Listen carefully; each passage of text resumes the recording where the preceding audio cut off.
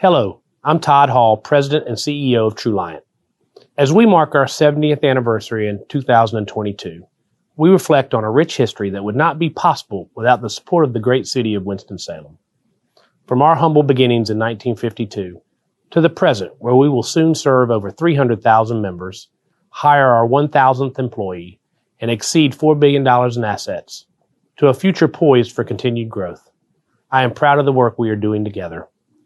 TruLiant is grateful for and remains committed to Winston-Salem and all of Forsyth County.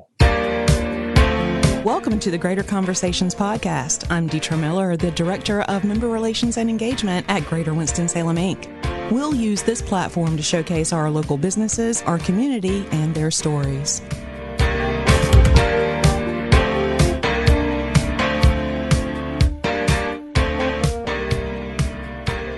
Welcome to the Greater Conversations podcast. I'm Deetra, and I'm excited to have here with us today Katie Collins, our Vice President of Strategy and Engagement, co-hosting with me. Absolutely. Good morning.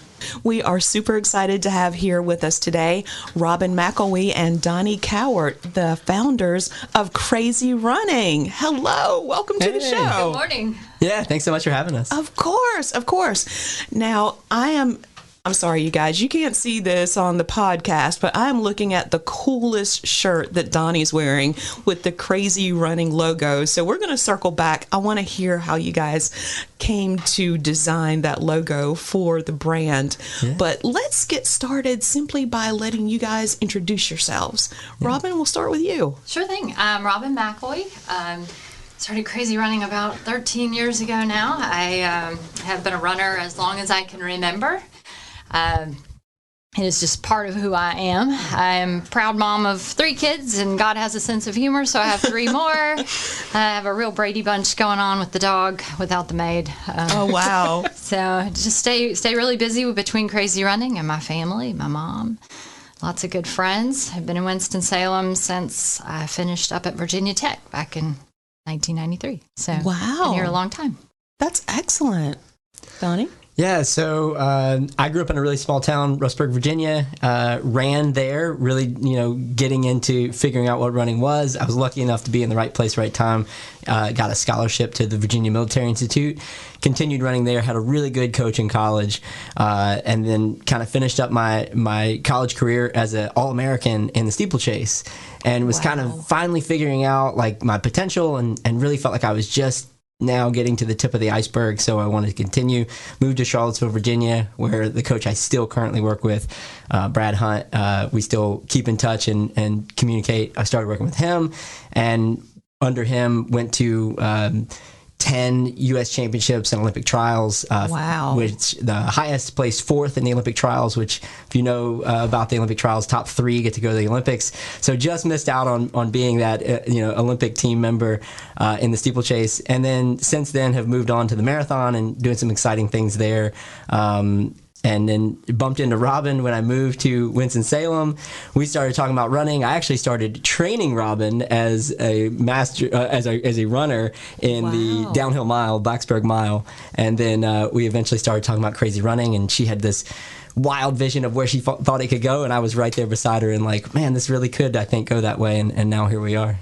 Yeah. That's amazing. Okay, so let's backtrack. Your background in running, Robyn, this is kind of what sparked the idea for you to start Crazy Running. Yes. Talk about that a little bit. Absolutely. Yes. Like I said, I've been a runner all my life. I was very fortunate, like Donnie, to have great coaches. Ran in Wilkes County for Wilkes Central High School, and then went to Virginia Tech and ran collegiately.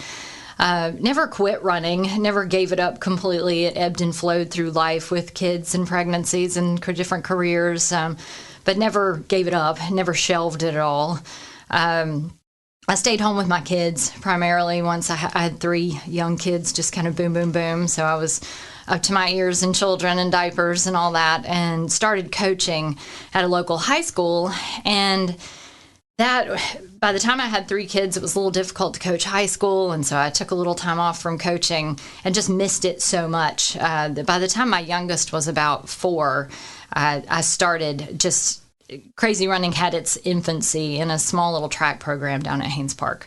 We had 9 kids for one summer. And in the fall, all the kids wanted to do it again. I had parents hearing about it. We should do something to train for the Mistletoe, which was the YMCA's race in December of every year. So we did that. There were 40 kids in that program, and we said, oh, we should do it in the winter too. So we did, and we kept going, and here we are. Wow. And it really was just born out of the idea. When I started Crazy Running, Donnie came on a few years later, but when I first started Crazy Running, my children were small, and being an athlete, I wanted them to experience all the different athletic events they could and find their own thing. And so we had tried just every sport. And so often I would sit on the sidelines with my children watching them participate in something. And then they would sit out half the time while the other kids played. And there was just a lot of sitting. And I had 3 busy kids that needed their energy out. And so I could live with them. And it really was just kind of born from my desire to get my own kids active. And I started Crazy Running, they were 8, 6, and 4. So I was, as any parent out there knows, I was deep in the throes of energetic small children. And it really, truly was just born from an effort to provide something for kids to be active for a full hour that was going to be fun and fun for them, spark a passion for an active lifestyle at a very young age, and create something that was convenient for parents as well. That's amazing. Now, the crazy part, because everybody's familiar with running, right? You have, when you're growing up in school, you have like the 50-yard dash and, track or whatever. What makes Crazy Running crazy? Just the fun part. It was just imperative to me that it be fun for the kids. If it wasn't fun, they weren't going to want to come back. And I still talk about when I speak with parents who are interested in Crazy Running, or parents who may want one of us to coach their child, it still has to be fun. And I tell them, even though Donnie and I may be uber competitive and pretty hardcore about this, and one of us is racing more than the other right now, but very serious about what we do, it still has to be fun, or you just don't want to keep doing it. And having the fun woven into it makes it something that will last your whole life, and something that will motivate you to pursue greater goals. I mean, Donnie's having fun with this on some level. He's working very hard at his training, but he's having fun with it on some level, or he wouldn't want to keep doing it. I have fun with it. I'm going to put on some spikes tomorrow because it's going to be 80 degrees, and I'm going to have fun with that. And I wouldn't want to do those things and stay fit and active and be around positive, active people and be building community if it wasn't fun. Absolutely perfect. Well, speaking of building community, Donnie, talk a little bit about the kids when they're out there participating in these crazy fun things. One of the things that stands out to you for a kid that may not have experienced a running type of activity before, or any type of athletic activity. Yeah, I think what's really exciting about Crazy Running is that we meet all kids along the spectrum, right?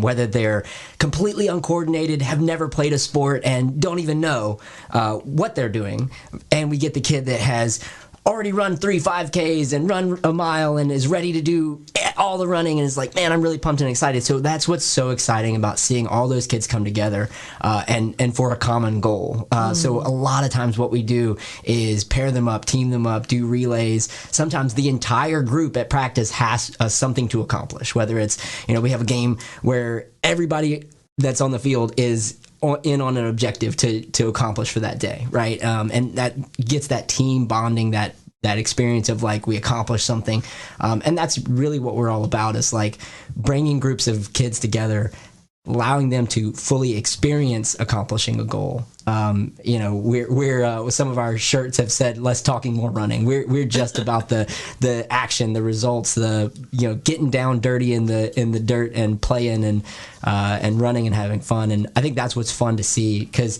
kids get stuck behind phones and tablets, and they're not out climbing trees and playing in the dirt anymore. Like, literally, kids walk up to me and go, "I have dirt on my hands. What am I supposed to do?" And they don't know what that's like to just get dirty again. And that's what we're trying to bring back out in kids. It's like, it's fun to get dirty. It's when their legs hurt, I always say that's what it's supposed to be doing, right? We're building muscles. This is supposed to be good. Like, that you're doing it right if your legs are hurting at the end of practice. Like, we built some muscles today. That's what that means. And they're just experiencing this for the first time, because playing track on an iPhone isn't the same as running track. Not quite. Yeah, not quite. Not burning that fat for sure. They don't get the muscles responding quite the same way. Maybe those thumb muscles are growing.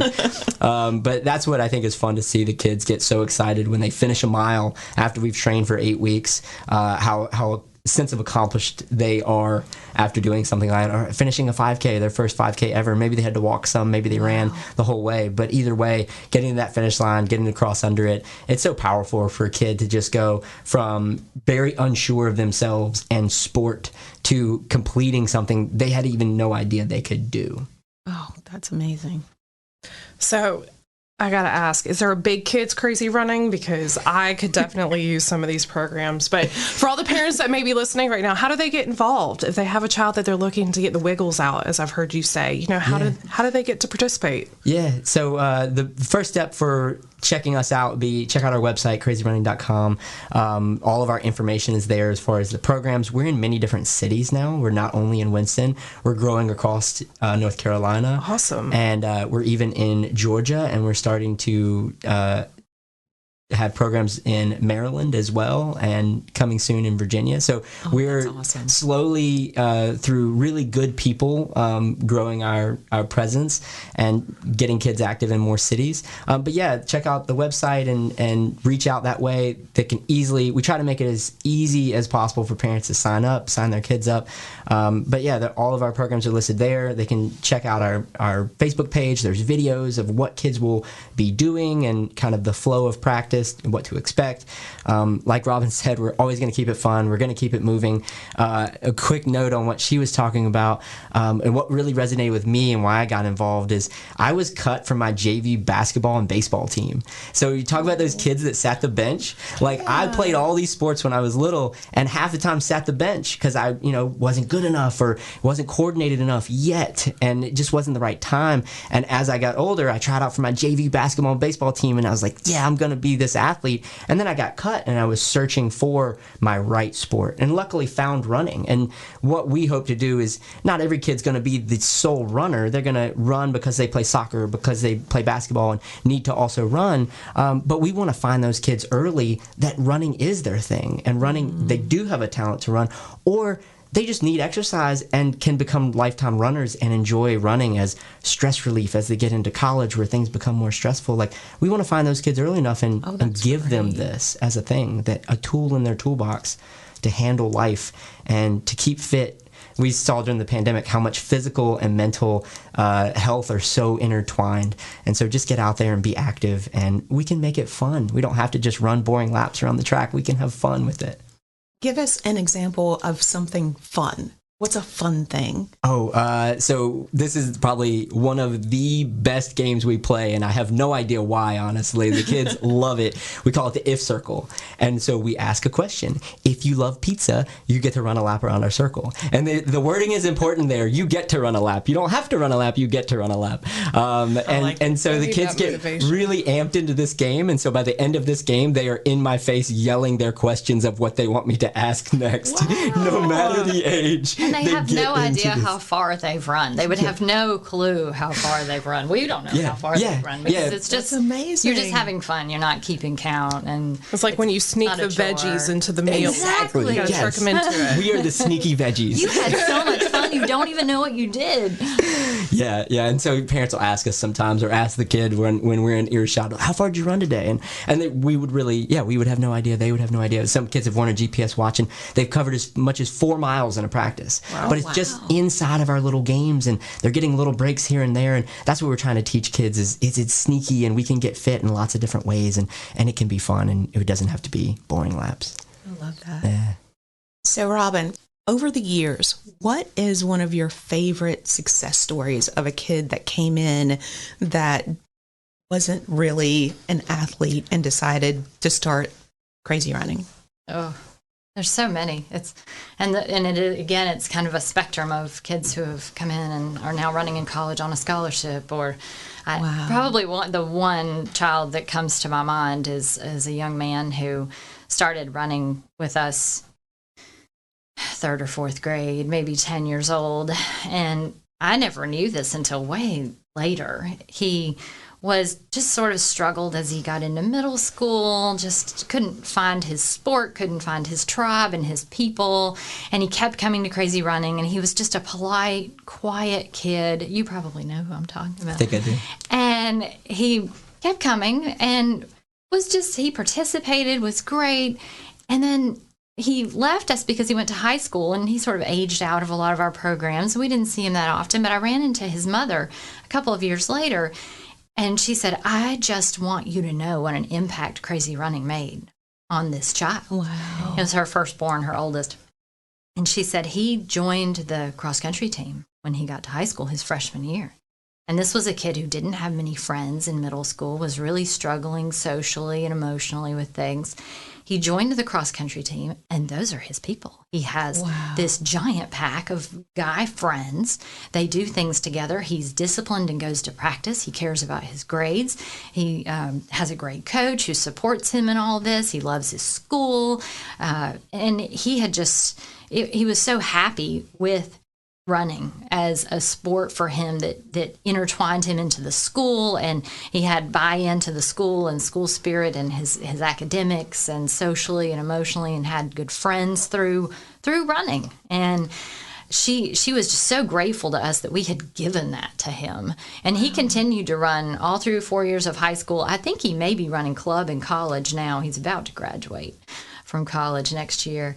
But he cared about it so much. I ran into him down at the park. He came up to me, and he's 6 feet tall, and I'm used to this little kid. And he's like, Coach Robyn. And he showed me, we had given them these little bands, and he had a band. This child was now 17 years old, and he wore this band every day. And he had stapled it together because it didn't fit him anymore. And he had stapled it together so it would still fit him, because running meant so much to him. And it gave him such a source of self-esteem and confidence and strength, and knowing that if I want something, I can work at it and make it happen. And it just gave him such an inner peace and happiness and self-esteem.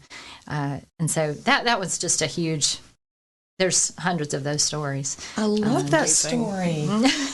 Wow, you are impacting kids for life, basically.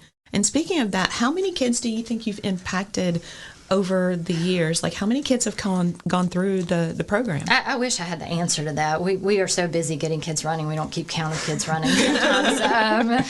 I can tell you right now, this season we have 640 kids in Winston-Salem just running. In Winston-Salem. Wow. So it's thousands and thousands of children in North Carolina, and now Maryland and Virginia and Georgia, and soon to be other places. So it's awesome. A huge impact. Every year when we do the mistletoe race in conjunction we partner with the YMCA of Northwest North Carolina to do mistletoe. We're kind of in charge of the fun run, and they all wear our crazy running shirts and are running the streets of Winston-Salem. And that day, in addition to our Crazy K's race day, which is coming up soon, are two of the just impactful days where you just see it, and it's this wave of children running on a Saturday morning when otherwise they would probably be in front of a screen or in bed. That's true. And those 2 days particularly just smack me of we are getting kids moving.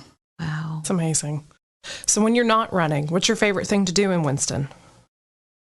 Eat. Oh, that's a good answer. What do you like to eat? Anything and everything. Let's see. The porch is amazing, of course. Everybody loves the I porch. was just thinking that same thing. Oh, man. And we're not far from it where we are right now. Right. Yeah. I guess hike is another one. Okay. Yeah. Like some of the like hanging rock and that type of thing. I run, eat, do yoga, and keep up with my children. And cycling? my husband. Yeah, Keeps you lots busy. of road cycling for him, and Yeah. That's amazing. Okay. Well, I'm going to segue back to something because you mentioned that during the mistletoe run and some other runs, the kids are wearing the crazy running shirts. And I'm looking at this logo. It's pretty amazing. In 30 seconds, tell us the story behind that logo. I have to give a shout out to Keith Vest at the Variable. He actually designed that for me. I was in these fledgling beginnings of crazy running, and he was a neighbor of mine. His children are the same age as mine, and I asked for his help. So, Well, one of he the did best a great in town. job. Yes, and he did. Amazing. I absolutely love it. Well, listen, we are so excited that you came here today. Thank you so much for sharing your story. Is there anything that we didn't touch on today that you would like to share? Crazy Days. Yeah, we have our season-ending race coming up on April 30th. Okay. And kids will run everything from a 1K up to a 3K, depending on their age. And even the really little guys, the 2, 3, and 4-year-olds will run about 50 meters.